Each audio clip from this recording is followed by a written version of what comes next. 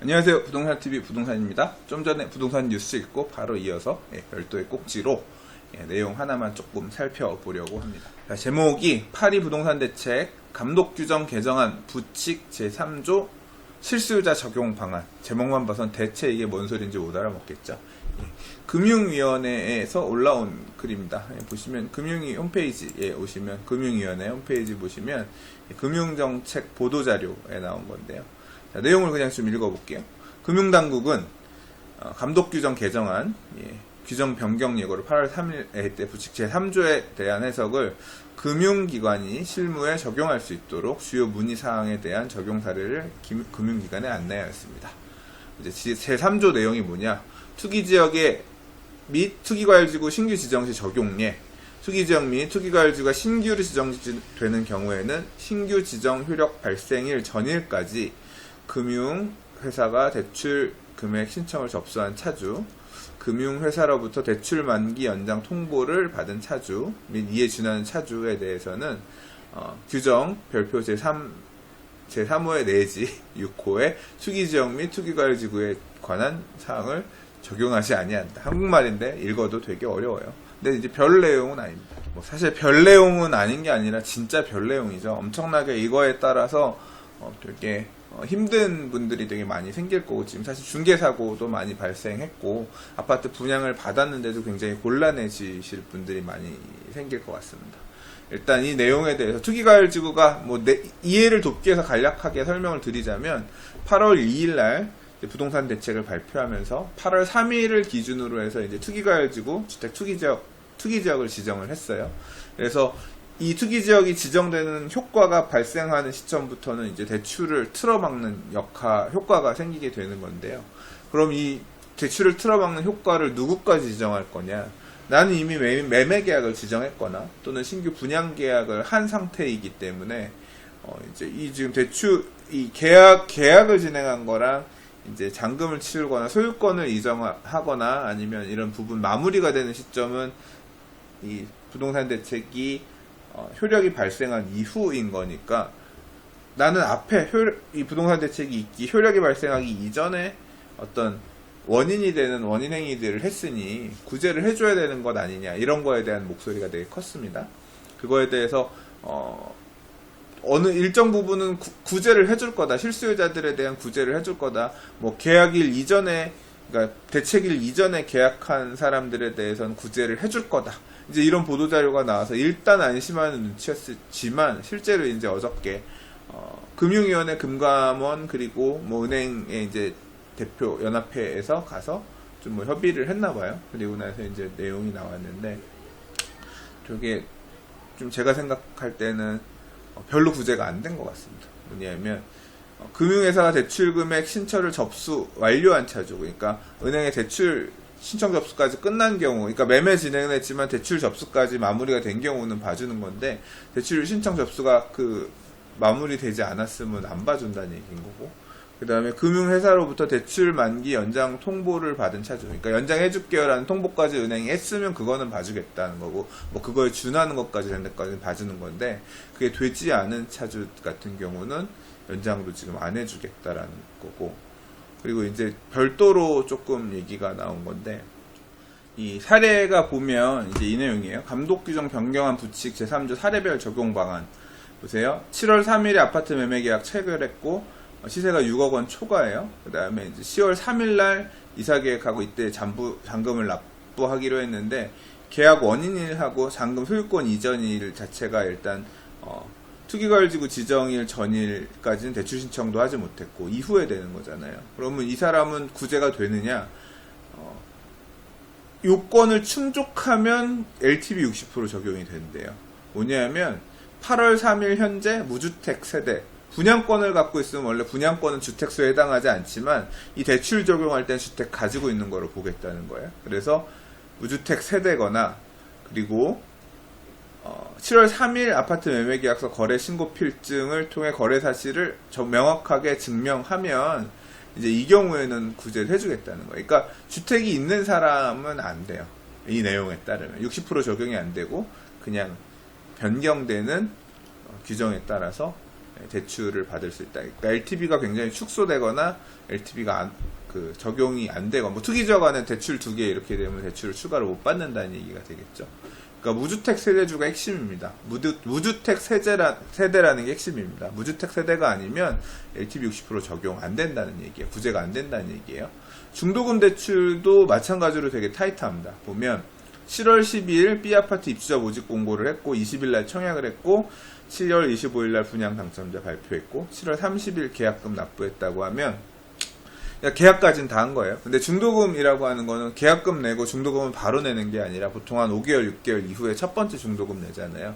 보통 그 이전에 기한을 둬서 중도금 대출 신청을 받고 그 다음 중도금 대출은 이제 그때 가서 시행을 하게 되는데요. 보세요. 이제 투기가열지구 지정일 전일까지 B아파트의 시행 시공사는 은행과 중도금 대출 협약을 체결하지 못했다. 중도금 부분에 대해서 아직 정리 협약이 마무리가 안 된 경우에는 보세요. 8월 2일까지 B아파트 시행사가 은행에 중도금 대출을 신청 못하였지만 다음에 요건을 충족하는 수분용자는 분양가 60%를 적용 가능하다. 반대로 얘기해서 뭐냐면 지금 안 된다는 거죠.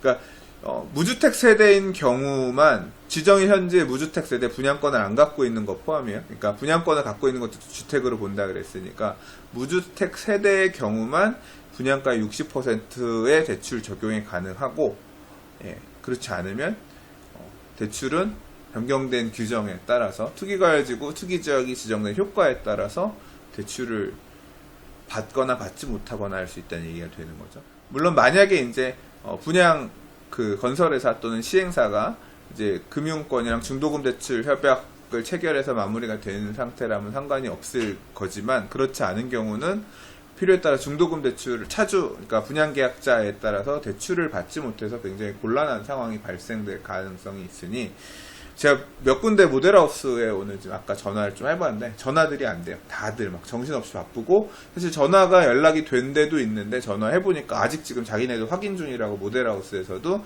명쾌하게 모르는 경우들이 많더라고요. 그래서 그러니까 근래에 분양했던 단지들이잖아요. 이 단지들 중에서 중도금 대출 부분 마무리 안 된 데들 같은 경우는 분양 받으신 분들이라도 중도금 대출 진행 가능한지 안 한지 얼마까지 나올 수 있는지를 조금 확인을 해보시는 게 필요할 것 같습니다.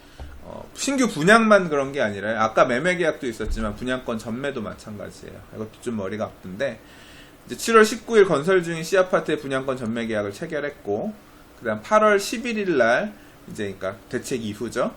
분양 중도금 대출을 승계 받을 예정이었어요. 그러니까 원인일은 대책일 이전인데 이제 그걸 통해서 소유권, 그러니까 분양권 전매를 하는 시점, 전매를 하고 중도금 대출을 승계하는 시점은 대책일 이후인 거예요. 이제 그리고 아까 이제 대출 앞서 얘기할 때 그런 얘기 있었죠. 대책 이전에 채무 승계라든가 이런 부분에 대해서 대출 신청 접수를 완료한 차주까지는 봐주는데 그때까지 못한 차주가 문제가 되는 거잖아요. 못한 차주 같은 경우는 이제 보시면 투기가열지구 지정일 전일까지 기존 수분양자의 중도금 대출 인수를 신청하지 못했다라고 하면 이 경우에는 어떻게 되느냐? 적법한 전매 절차를 통해서 매입한 분양권이고 그 다음 투기가열지구 지정일 현재 무주택 세대 그리고 이제 7월 19일 분양권 매매계약서 및 거래신고 필증 등을 통해서 거래 사실을 명확하게 증명 가능한 경우에는 전체를 전액을 다 인수할 수 있게끔 해주겠다. 그러니까 여기서도 중요한 게 무주택 세대주고 이제 거래일이 8월 2일 이전 그러니까 투기가열지구 지정일 전일 이전에 됐다는 걸 증명하는 경우에만 이제 제한적으로 채무 인수를 다 해줄 수 있다는 얘기예요. 만약에 안 된다라고 하면 이제 변경된 규정에 따라서 간다는 거죠. 입주권도 마찬가지입니다. 보시면 입주권도 재개발 조합원 D지역의 조합원 입주권 매매 계약을 7월 25일 날 했고 8월 11일에 이주비 대출을 전체 이제 이주비 대출 LTV에 그러니까 감정가의 60%까지 인수하기로 했었는데 똑같이 적용되는 거예요. 이제 8월 2일까지 이주비 승계 부분에 대해서 대출 인수를 신청하지 못했다라고 하면 이 경우는 이제 감정가에게 마찬가지로 무주택 매수하는 양수인이 무주택 세대주여야 되고 그 다음에 대책일 이전에 입주권 매매계약서랑 거래신고필증을 통해서 거래 사실을 했다는 거를 명확하게 증명을 해야 되고, 이 경우에만 전체 대출을, 이주비 대출을 전체 다 승계할 수 있다는 거고, 만약에 안 되면 40%까지밖에 못 한다. 40%라고 하는 건 이제 감소되는 거를 얘기하는 거죠. 정리해보자면 이렇습니다. 8월 2일, 그러니까 투기과열지구 투기지역 지정일 전일까지, 그러니까 그 부동산 대책이 나오기 전에 계약을 체결했다고 하더라도 모두가 구제되는 게 아니라, 내용에서 보시면 분양권도 가지고 있지 않은 무주택 세대주만 구제가 돼서 이전의 규정대로 해서 받을 수 있다. 신규 분양이든 아니면 분양권 전매든 기존의 아파트 주택 구입이든 기존의 조합원 입주권 구입이든 다 동일하게 그렇게 적용이 된다는 거예요. 만약에 기존의 주택을 가지고 계셨던 분들 또는 이제 분양권을 가지고 계셨던 분들이 좀 전에 해당되는 그런 세대였다라고 하면, 변경된 투기과열지구 지정, 투기지역 지정에 대한 효과에 따른 대출 규제 효과가 발생하기 때문에 자금을 추가적으로 마련을 하셔서 대출을 일부 상환하시거나 해서 처리를 해야 된다. 그런 식으로 지금 금융위에서는 설명하고 있어요. 그래서 이게 돈을 갖고 온다는 게, 보통 일반적으로 우리가 주택을 매매하거나 할 때는 거의 타이트하게 자금을 마련한 상태에서 움직이게 되는데, 이 규정에 따라서 기존의 주택을 보유하였던 분들이 다주택이 되기 위해서 물건을 구입하셨다거나 청약을 하셨다거나 한 분들이라고 하면 굉장히 곤란한 상황이 발생할 가능성이 되게 큽니다. 그래서 이런 부분들에 대해서 좀 빨리 준비를 하셔야 될 것 같고요. 준비를 어떻게 해야 될지는 저도 모르죠. 저도 되게 막막한 상황인 것 같아요. 제가 당장 이런 케이스에 휘말렸다라고 하면 진짜 머리 아플 것 같아요. 그래서 아무튼 조금 안타까운 마음이고요. 그 다음에 제가 요 내용에서 지금 좀 추가로 분양 관련해서는 조금 제가 조언을 드릴 부분이 있어서 이 글을 써봤는데요. 무슨 소리냐면, 이제 아예 대출이 안 나오는 분들, 이런 분들한테는 제가 어떻게 도와드릴 게 없어요. 근데 이제 보통 투기 지역 지정되면서 40%나 뭐 30%, 결과적으로는 이제 60% 대출을 받을 수 있어. 중도금 대출을 분양권을 중간에 양수해서, 그러니까 매수했거나 신규 분양을 받았거나 할 때 60% 중도금 대출이 나올 걸 계산해서 보통 청약을 하죠. 그럼 계약금 10% 내고 중도금 10%씩 6회에 대해서 나눠서 납부를 하고, 그 다음 잔금 30% 보통 이렇게 내는 게 일반적인 중도금 납부 스케줄인데요. 이 중도금 대출이 이제 요번에 이 부동산 대책이 적용이 되면서 이제 40%로 줄어드는 경우가 있을 거고, 조정지역 같은 경우 50%로 줄어들 거란 말이에요. 그러면 이게 중도금 대출을 다 받지는 못하지만 조정된 만큼은 받을 수 있잖아요. 그럼 그걸 받으시면 돼요. 그러니까 우리가 아파트는 보통 뭐 한 달에서 두 달 사이에 매매대금에 대한 대금 중에서 중도금을 일부를 한꺼번에 줘야 되지만, 분양 같은 경우는 분양하고 나서 공사해서 입주하는 시점까지 보통 한 2년에서 3년 정도의 기한이 있단 말이에요. 그래서 중도금 납부하는 스케줄이 빨라도 3, 4개월, 보통은 한 5, 6개월 정도 텀을 두고 중도금을 10%, 10%, 10% 이런 식으로 납부하거든요. 그래서 만약에 40%로 대출이 줄어들게 된다라고 하면 40%만 승계를 받으세요. 그리고 이제 20% 현금을 납부해야 되는데, 40%를 이제 앞에 중도금 대출금 1, 2, 3, 4차를 승계를 받으시는 거고, 5차, 6차는 현금으로 납부하겠다라고 해서 이제 가면 되죠. 그러면 앞으로 기간이 뭐 많이 남아있는 데는 2년 이상 지금 남아있을 거고, 적게 남아있는 데들은 뭐 몇 개월 안 남아있을 수도 있겠지만, 그 기간, 지금 그 남아있는 1년, 2년 기간 동안 최대한 자금 마련을 어느 쪽이든 하셔서 중도금 납부할 수 있어. 뭐 5차 중도금 뭐 5천만 원 내야 된다 그러면 최대한 1, 2년 동안, 만약 2년 남았으면 마련하셔가지고 5차 중도금 현금 내시고요. 6차 중도금은 연체 맞으세요. 연체 맞으면 돼요. 그러면 6차는 결국 중도금 발생 자체가 나중에 입주하기 거의 끝 마무리 중도금 납부하는 거니까, 납부해야 될, 그러니까 연체 맞아야 될 기간이 그렇게 길지 않아요. 그래서 입주 때까지 그냥 연체 맞아서 끌고 가더라도 그 금액이 그렇게 아주 큰 금액은 아닙니다. 그러니까 뭐 그렇게 되면, 연체를 맞는다고 생각하면 일단 입주까지 끌고 갈 수 있는 기회는 있는 거죠. 이렇게 해서 끌고 가시는 방법도 방법이다. 저는 그 말씀을 드리고 싶고요. 또 이제 물론 지금 한번 이 투기과열지구나 투기지역이 지정되면, 아까 뭐 뉴스 읽은 것처럼 가격이 안정화되면 금방 풀어주지 않을까요? 경험상 그렇게 금방 풀어주진 않아요. 그러니까 이 방향성이 확실히 하향 안정세에 접어들었고 이제 더 이상 투기의 우려가 없다라고 판단이 되면 그때 가서 풀어주겠죠.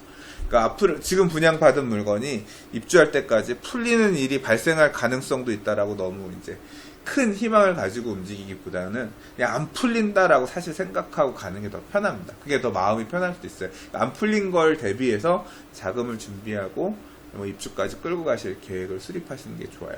그리고 이제 또 하나, 그리고 이제 뭐 연체 말씀드린 것처럼 중도금 한 번, 두 번 연체된다 그래서 중도금이 일단 한 번이라도 납부된 상태에서는 건설회사가 임의로 연체 금액이 연체 이자가 늘어날 수는 있을지언정 임의로 해지하지는 못합니다. 그러니까 이제 그렇게 뭐 나중에 가는 부분에 대해서 1, 2회 정도는 대출 연체를 맞으면서 간다 이렇게 생각하셔야 될 것 같고, 뭐 대출 승계가 아예 안 되는 분 같은 경우는 뭐 별 수 없죠. 기존의 주택이든 다른 채무를 정리를 하고 분양권을 끌고 가든 주택을 끌고 가든 둘 중에 하나 택일을 하셔야 되는 그런 상황일 것 같습니다. 그리고 제가 이 부분은 명쾌하게 말씀을 못 드리겠는데, 이제 분양 가격 기준으로 해서 이제 지금은 LTV가 정해지지만, 제가 과거에 사실 제가 딱 이 케이스예요. 저도 뭐 집에서 이렇게 막 물려받은 재산이 크게 있고 나서 사회생활, 그러니까 결혼 생활을 시작한 사람은 아니거든요. 그래서 저도 2005년에 분양권을 전매가 가능한 분양권 1회 안에 전매가 가능했던 분양권을 샀고요. 그 당시에. 그래서 이제 저도 자금이 그렇게 많이 있는 사람이 아니었고 그 당시에는 LTV 40%가 딱 정해져 있던 시절이었기 때문에, 그래서 저도 40%만 대출을 받을 수가 있었고 중도금 2회는 현금 납부를 해야 되는 상황이었습니다. 근데 저도 살고 있는 집이 있었고 뭐 그 당시에는 전세가 그렇게 비싸지 않았습니다만, 그래서 자금 마련할 수 있는데 한계가 있었거든요. 그래서 한 번 중도금은 겨우 이제 모은 돈들 마련해가지고 한 번 중도금은 납부했고요. 한 번 중도금 저도 중도금 대출 연체 받았어요. 그래서 입주할 때 정리를 했거든요. 근데 그게 어떻게 커버가 됐냐면, 제 경우에는 입주할 때 가서 이제 분양할 때는 분양가 기준으로 60% 중도금을 했고, 이제 그 중에서 단기 대출이니까 40%까지만 대출을 해줬다고 하면, 입주할 때 가면 그 당시에 이제 주택 투기 지역 같은 경우는 10년을 초과하는 장기 대출 같은 경우는 60%까지 대출을 해주는 LTV 규정이 있었어요. 그래서 저는 사실 이제 그 혜택을 받았는데, 이제 요번에 부동산 대책 바뀌는 거는 뭐 장기든 단기든 주택 형태에 상관없이 무조건 40%로 정해지니까 40%밖에 대출이 안 나오긴 합니다.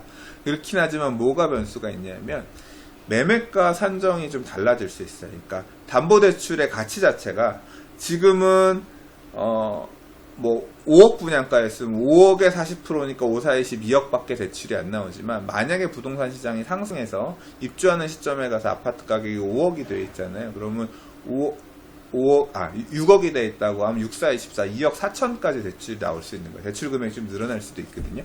과거에는 이렇게 했는데, 이제 사실 지금 또 모르겠어요. 이제 입주할 때 집단대출, 그러니까 잔금 대출 같은 경우를 집단대출로 봐서 뭐 LTV DTI 규제를 적용한다 그랬으니까 하는데, 그 담보가액을 뭘 기준으로 잡는지 이런 부분은 또 어떻게 바뀔지 사실 그 부분이 잘 모르겠는 건데, 만약에 이렇게 좀 말 그대로 담보가액을 높게 잡을 수 있는 계기가 된다라고 하면 이런 대출 부분은 조금 또 스무스하게 넘어갈 수도 있는 상황인 거거든요. 네, 아무튼 이렇습니다. 모처럼 마음이 되게 불안하고 힘드신 분들이 이런 어떤 팁도 있고 하니까 감안하셔서 조금 도움이 되셨으면 해서 한번 얘기를 해봤습니다. 저는 이번에 부동산 대책을 보면서 제가 든 생각은 딱 하나밖에 없습니다. 여러 가지를 두루두루 고려해서 생각해 본 부분은 뭐냐면, 되게 아껴야 될 것 같고요. 그래서 좀 지출을 굉장히 줄이려고 생각하고 있어요. 가계 지출을 좀 축소하고 가급적이면 현금을 확보하는 데 되게 중점을 둬야 될 것 같습니다. 뭐 주택을 매각하는 부분도 저도 고려하고 있고요. 그다음에 여러 다방면으로 조금 자금 확보를 해서 일단 현금을 좀 들고 있어야 어떻게 시장이 변하든 간에 조금 현명하게 대처할 수 있겠구나, 그런 생각이 들어서 조금 그렇게 저는 움직여 보려고 합니다. 자, 8.2 부동산 대책 금융규제 관련해서 기존에 매매가 진행되고 있던 건에 대한 금융규제 부분 내용들 좀 살펴봤고요. 분양권 관련해서 대출 부분들 뭐 조금 제가 아니면 팁이라면 팁이라고 별거 아닌 내용일 수 있지만 조금 전달해 드렸습니다. 모쪼록 이 영상이 조금 마음고생 하시는 분들한테 좀 도움이 되셨으면 좋겠고요. 도움이 되셨다라고 하면 좋아요도 한번 눌러주시면 감사하겠습니다. 또 내일 다른 영상으로 인사드릴게요. 부동산이었습니다.